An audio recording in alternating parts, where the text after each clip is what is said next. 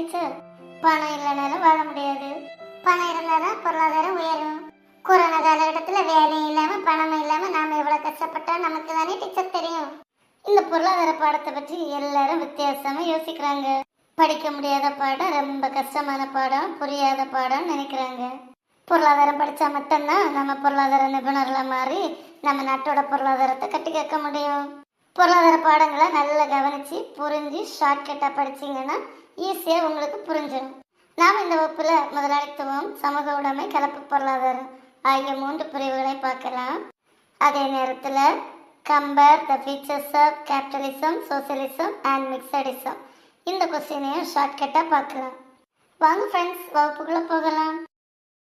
பொருளாதாரம்னா என்ன?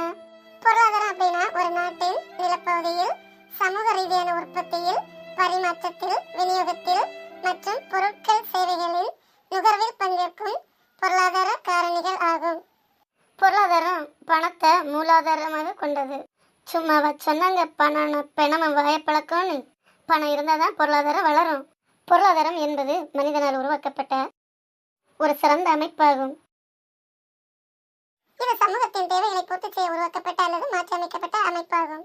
இப்படிப்பட்ட பொருளாதாரத்தை நாம 3 பிரிவாக பிரிக்கலாம். பொருளாதாரத்தின் 3 பிரிவுகள்.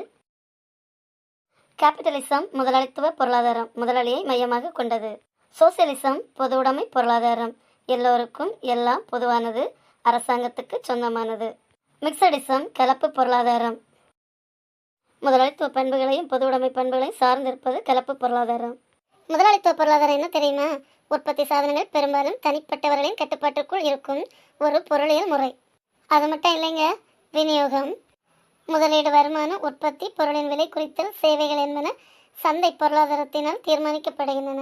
இதில் மூலதன பொருட்கள், கூலி, நிலம் மற்றும் பணம் ஆகியவற்றில் வணிகத்தில் ஈடுபடுவதற்கான தனிப்பட்டவர்களின் சட்ட அடிப்படையில் நபர்களாக செயற்படும் தனிப்பட்டவர்களை கொண்ட குழுக்களின் உரிமைகள் தொடர்புபடுகின்றன. இப்படிப்பட்ட முதலாளித்துவ பொருளாதாரம் மேலை நாடுகளில், ஐரோப்பாவில் அதிகமாக காணப்படுது. முதலாளித்துவ பொருளாதாரத்தின் தந்தை யார் தெரியுமா? Adam Smith. முதலாளித்துவ பொருளாதாரத்திற்கு நாம மிக சிறந்த எடுத்துக்காட்டு அமெரிக்க நாட்டை சொல்லலாம். சோசியலிசம் அப்படின்னா சமூக உடைமை அல்லது சம உடைமை.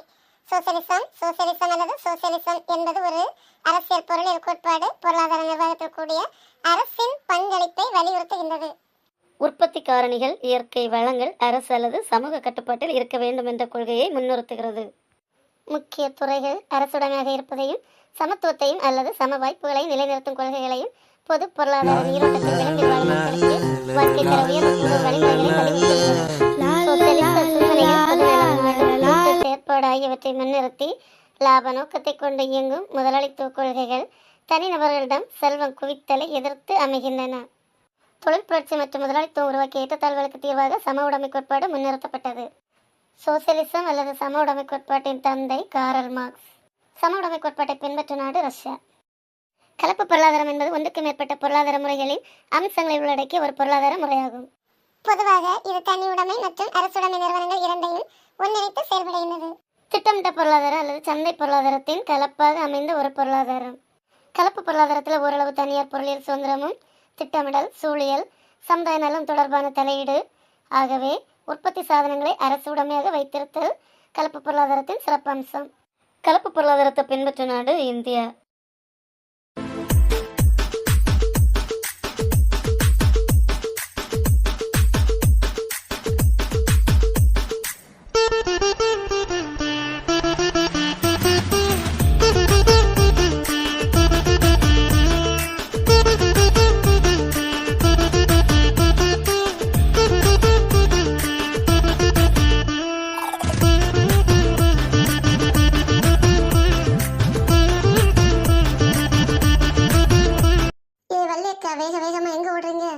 பொருளாதாரத்துல 3 பிரிவு இருக்குன்னு சொல்றாங்க. முதலாளித்துவ பொருளாதாரம், சமூக உடைமை பொருளாதாரம், கலப்பு பொருளாதாரம். இந்த 3ல என்னென்ன குணாதிசயங்கள் இருக்குன்னு பார்த்துட்டு வரலான்னு வேகமா ஓடுறேன். நான் என்ன நினைச்சேன் தெரியுமா? எங்கேயாவது பணம் கொடுக்குறாங்க போல வாங்கிறதுக்கு ஓடுறீங்கன்னு. பணம் இருந்தா தாண்டா பொருளாதாரம் வளரும். அப்ப நீ நினைச்சதும் கரெக்டு தான். சரி, என் கூட வா, பொருளாதாரத்தோட இயல்புகளை உனக்கும் சொல்லித்தரேன். Compare the feature among capitalism, socialism and mixedism. Features அதாவது முக்கியத்துவம். எதோட முக்கியத்துவம்? கேபிட்டலிசம்னா முதலாளித்துவத்தோட முக்கியத்துவம், சோசியலிசம்னா சமூக உடைமையோட முக்கியத்துவம், மிக்சடிஸான கலப்பு பொருளாதாரத்தோட முக்கியத்துவம். Ownership means of production. இதை ஷார்ட்கட் அப்படின்னு சொல்லலாம்னா ஓஎம்பி. உற்பத்தியோட சொந்தக்காரர் யாரு? ஓனர்னு சொந்தக்காரர். கேபிட்டலிசம் வந்தாலே ஞாபகம் வைக்க வேண்டியது பிரைவேட் ஓனர்ஷிப். முதலாளித்துவத்துல தனியார் சொந்தக்காரர்கள் தான் இருப்பாங்க. சோசியலிசம்னா சமூக உடைமை பொருளாதாரம். பப்ளிக் ஓனர்ஷிப் அப்படின்னா பப்ளிக்னாலே அரசாங்கம், அரசாங்கத்துக்கு சொந்தமானது. சோசியலிசம் வந்தாலே பப்ளிக், அதாவது அரசாங்கத்துக்கு சொந்தமானது ஞாபகம் வச்சுடுங்க. Mixedism private ownership and public ownership. தனியாருக்கும் அரசாங்கத்துக்கும் சொந்தமானது கலப்பு பொருளாதாரம். ஓனர்ஷிப் மீன்ஸ் ஆஃப் ப்ரொடக்ஷன் வந்தாலே பிபி மாடல் அப்படின்னு ஞாபகம் வச்சுடுங்க. பிபி மாடல்னா பப்ளிக் பிரைவேட் ரெண்டும் சேர்ந்தது. எக்கனாமிக் மோட்டிவ், பொருளாதாரத்தோட நோக்கம் அப்படின்னு பார்த்தா கேபிட்டலிசத்தில் ப்ராஃபிட் மோட்டிவ், முதலாளிகள் லாபத்தை நோக்கமாக கொண்டவர்கள். சோசியலிசத்தில் சோசியல் வெல்ஃபேர். சோசியலிசம்னா சமூக உடைமை அல்லது பொது நலன். சோசியல் வெல்ஃபேர்னா சமூக நலம் நாடும் அரசு. Mixedism social welfare and profit motive. கலப்பு பொருளாதாரத்தில் சமூக நலன் மற்றும் லாப நோக்கத்தை கொண்டது. இதை எப்படி ஷார்ட்கட்டாக ஞாபகம் வச்சுடலாம்னா எக்கனாமிக் மோட்டிவ் இஎம்ஐ அப்படின்னு ஞாபகம் வச்சுடுங்க. நம்ம இஎம்ஐ வந்து எதுக்கு எடுப்போம்? ப்ராஃபிட்டுக்கு எடுப்போம், சோசியல் வெல்ஃபேருக்கு எடுப்போம். சொல்யூஷன் ஆஃப் சென்ட்ரல் ப்ராப்ளம்ஸ், மத்தியில் உள்ள பிரச்சனைகளுக்கு தீர்வு. இதோட ஷார்ட்கட்டு எஸ்சிபி, அதாவது எஸ்கேப் அப்படின்னு ஞாபகம் வச்சுடுங்க. ஃப்ரீ மார்க்கெட் சிஸ்டம், சந்தை வந்து சுதந்திரமாக இருக்கணும். முதலாளித்துவத்தில் சுதந்திரமான சந்தை. சோசியலிசத்தில் central planning system. Central planning சிஸ்டத்தில் மத்தியிலிருந்து எல்லாத்தையுமே பிளான் பண்ணி முறைப்படுத்துறது யாருன்னா அரசாங்கம். மிக்சடிசத்தில் central planning system and free market system. மத்தியில் பிளான் பண்ணி மார்க்கெட் வந்து ஃப்ரீயாக இருக்குது. எஸ்கேப், எப்படி எஸ்கேப் ஆக முடியும்? மார்க்கெட் வந்து ஃப்ரீயாக இருந்தால் சென்ட்ரல்லேருந்து பிளான் பண்ணி எஸ்கேப் ஆயிடலாம். Government role, capitalism internal regulations only. Socialism complete involvement. மிக்சடிசத்தில் லிமிட்டட் ரோல். கவர்மெண்ட் வந்து இன்டர்நேஷனல் ரெகுலேஷன்ஸை ஃபாலோ பண்ணுது. யார்கிட்ட ஃபாலோ பண்ணுது? முதலாளிகள்கிட்ட. முழு ஒத்துழைப்பையும் கொடுக்குது. யார்கிட்ட? சமூக உடைமை பொருளாதாரத்தில்.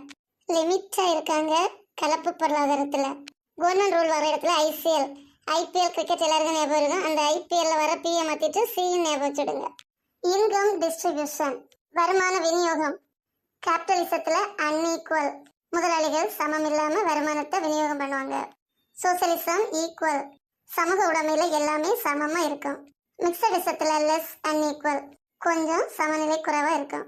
அன்ஈக்குவலை ஈக்குவலை லெஸ் பண்ணணும். நேச்சர் ஆஃப் என்டர்பிரைஸ், நிறுவனத்தோட இயற்கை அமைப்பு. பிரைவேட் என்டர்பிரைஸ், முதலாளித்துவத்தில் நிறுவனம் தனியாருக்கு சொந்தமானது. கவர்மெண்ட் என்டர்பிரைஸ், சோசியலிசத்தில் நிறுவனம் அரசாங்கத்துக்கு சொந்தமானது. மிக்சடிசம் both private and state enterprise. கலப்பு பொருளாதாரத்தில் நிறுவனம் அரசாங்கத்துக்கும் தனியாருக்கும் சொந்தமானது. நிறுவன அமைப்பு முதலாளியாக இருந்தால் தனியாராக இருக்கும். சமூக உடைமையில் அரசாங்கத்துக்கு சொந்தமானதாக இருக்கும்.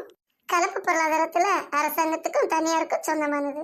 இதை எப்படி ஷார்ட்கட்டாக ஞாபகம் வச்சுலாம்னா நேச்சர் ஆஃப் என்டர்பிரைசஸ் நம்ம பிஜி பண்ணலாம். எக்கனாமிக் ஃப்ரீடம், பொருளாதார சுதந்திரம். Capitalism complete freedom. கம்ப்ளீட் ஃப்ரீடம்னா முழு சுதந்திரம், முதலாளித்துவத்தில் அரசின் தலையீடு இல்லாமல் முழு சுதந்திரமாக செயல்படலாம். சோசியலிசம் லேக் ஆஃப் ஃப்ரீடம், சமூக உடைமை பொருளாதாரத்தில் சுதந்திரம் அரசின் கட்டுப்பாட்டின் கீழ் இருக்கு. மிக்சடிசம் லிமிட்டட் ஃப்ரீடம், கலப்பு பொருளாதாரத்தில் ரொம்ப முழு சுதந்திரமும் இல்லை, சுதந்திரத்தை கட்டுப்படுத்தவும் இல்லை, ஒரு லிமிட்டாக இருக்கு. எக்கனாமிக் ஃப்ரீடத்தை செல் அப்படின்னு ஞாபகம் வச்சுடுங்க. மேஜர் ப்ராப்ளம்ஸ், முக்கியமான பிரச்சனைகள் என்னென்னு பார்ப்போமா? கேபிட்டலிசம் இன் ஈக்குவாலிட்டி, முதலாளித்துவத்தில் சமநிலை இல்லை. சோசியலிசம் இன் எஃபிஷியன்சி, பொது உடைமையில் திறமை இல்லை. மிக்சடிசம் இன் ஈக்குவாலிட்டி அண்ட் இன் எஃபிஷியன்சி, கலப்பு பொருளாதாரத்தில் சமநிலையும் இருக்காது, திறமையும் இருக்காது. இதை எப்படி ஷார்ட்கட்டாக ஞாபகம் வச்சிடலாம்னா எம்பி, யாரெல்லாம் எம்பியாக இருக்கலாம்? ஐனா நான், இன்னொரு ஐ இருக்குல்ல, அது நான். எம்பினா நானும் நீயும் சேர்ந்தது, அதான் 2 ஐ, அதாவது இன்இக்வாலிட்டி அண்ட் இன்எஃபிஷியன்சி. கண்ட்ரிஸ், முதலாளித்துவ பொருளாதாரம், பொது உடைமை பொருளாதாரம், கலப்பு பொருளாதாரம். இந்த 3ஐயும் பின்பற்ற நாடுகள் எதெல்லாம் பார்ப்போமா? முதலாளித்துவ முறையிலான பொருளாதாரத்தை பின்பற்ற நாடுகள் பிரான்ஸ், யுனைடெட் ஸ்டேட்ஸ், ஜப்பான். சமூக உடைமை பொருளாதாரத்தை பின்பற்ற நாடுகள் நார்த் கொரியா, சைனா, வெனிசுலா. கலப்பு பொருளாதாரத்தை பின்பற்ற நாடுகள் இந்தியா, இங்கிலாந்து, பிரான்ஸ். ஃப்ரெண்ட்ஸ், இந்த கொஸ்டின் எப்போவுமே 12th எக்கனாமிக்ஸில் அடிக்கடி கேட்க கொஸ்டின். இதை நல்லா ஷார்ட்கட்டாக புரிஞ்சு படிச்சுக்கிடுங்க.